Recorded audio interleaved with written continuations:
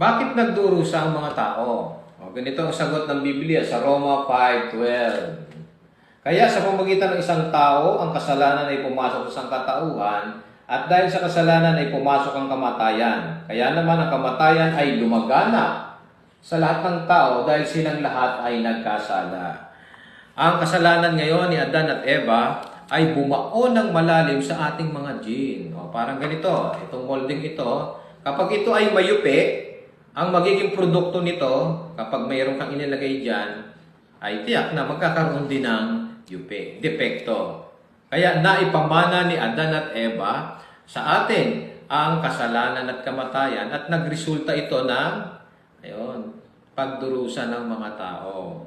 Naiwala nila ang sakdal na kalusugan at buhay na walang hanggan bilang sakdal at o perpektong mga tao.